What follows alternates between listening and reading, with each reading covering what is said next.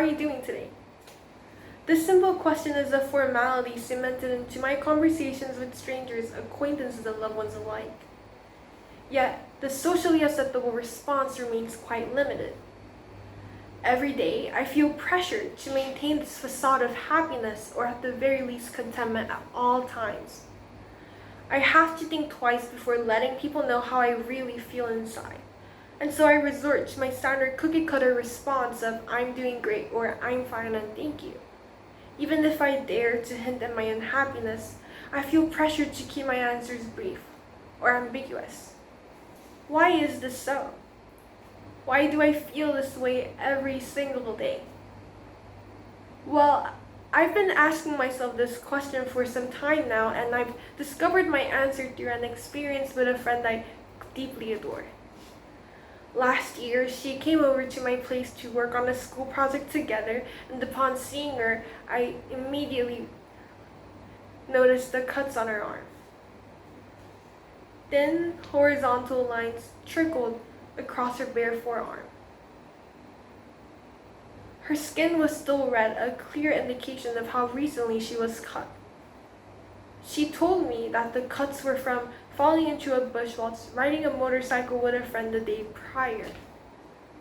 And I believed her. That was the end of this conversation, and no further questions were made about the topic.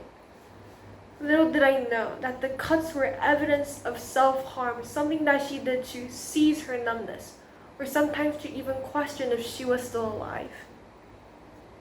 When I was made aware of this, I was shocked, not only at my blatant obliviousness, but also at how much of a personal topic mental health is to the people I deeply care for. My experience showed me how much us youths were uneducated about this topic and its prevalence today. What stuck with me the most from this conversation is what she told me when I asked her why she didn't share with me her depression at the very peak of her struggles. She said, "It is very easy for cancer survivors to be perceived as strong, brave, courageous. Yet people with mental health illnesses such as her are perceived weak, incapable, fragile, broken." She was scared to be labeled by her illness, and she was scared of how people may perceive her differently if they knew about it. This is called stigma. Mental health is highly stigmatized in today's society, and I realize this is the reason why I've always felt the need to maintain this facade of happiness at all times. This is why I've always found it so difficult to answer a question as simple as, "How are you doing today?" Upon this realization, I was baffled. You see, I thought that the stigma around mental health was vastly improving simply because I was being more exposed to the conversations around the topic. This was particularly through my wellness programs in my middle and early high school years, where we regularly discussed clinical mental health illnesses such as schizophrenia and bipolar disorder, giving me the illusion of obtaining a comprehensive understanding of what mental health is and how it may manifest in my life later on. Yet, skimming around the topic of anxiety and depression, common issues faced by my peers today, made me feel even more alone in my battles against my emotions. I felt like the cloud that loomed over me at all times, the weight pressing onto my shoulders every single day made me an anomaly, and I had to plaster on a shiny smile onto my face every single day to conceal this fact. The counterintuitive approach to initiating more conversations around mental health extends beyond the systematic value, because as I scroll through my social media page every day, I notice various depression memes that celebrate relatable mental illness struggles through the use of comedy. Although such creative contents do give us a much needed laugh in a while, and although some may argue that this form of comedy is their free therapy, I've come to realize that, as amusing as it is, such form of comedy invalidates the gravity of the topic. Yes, we are being more open to the issue, Yet, having humor as our baseline starting point reinforces the negative stigma we were trying to avoid in the first place. Now, I must admit, I do remain guilty to utilizing humor to absolve some of my mental health struggles too. Last year, my friends and I initiated a cry count where we tallied up the number of times we emotionally broke down due to immense academic pressure.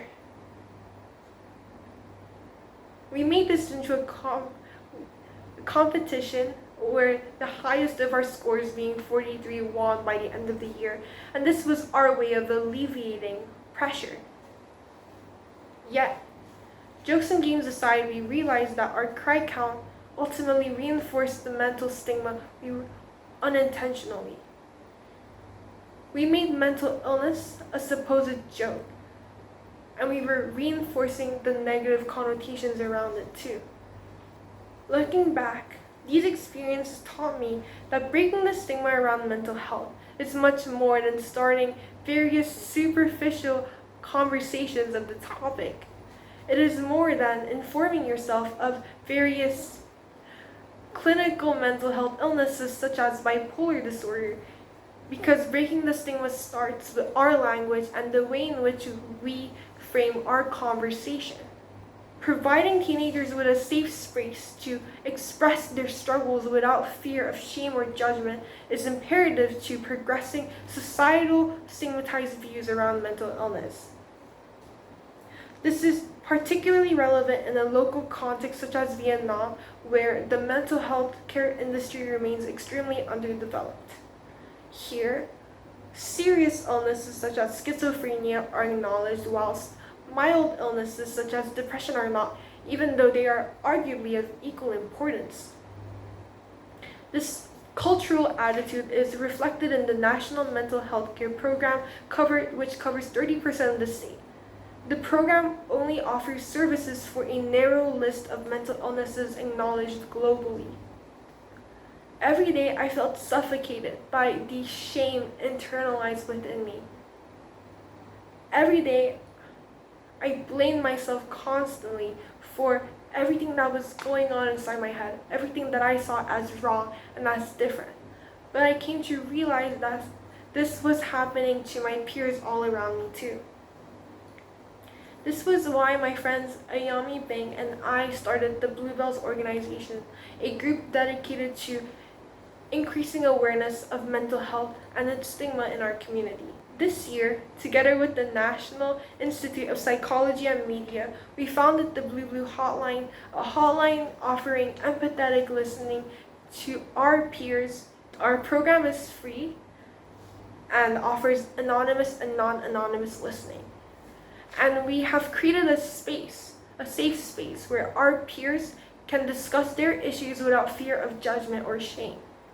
Something that is super, super special. Since our opening in May 2021, we have received approximately 130 calls per month, which sums up to over 600 calls today, showing us how much us youths were closeted about this issue for so long. With each milestone we meet in Bluebells, I am reminded of my friend who cut herself. And I ask myself, how would have her journey with her mental health struggles would have turned out differently if she had access to the systematic support we have today? And how many other similar stories are there concealed and neglected in the back burner of our society?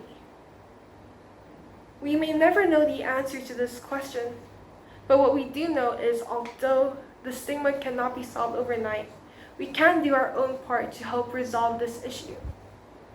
And so, let's start by calling other people out who continue to perpetuate the stigma around mental health. Let's start by being more conscious of the way we approach the conversation. Let's start by encouraging our youths to view their mental health struggles without shame or guilt. Let's start now. Hi, how are you doing today?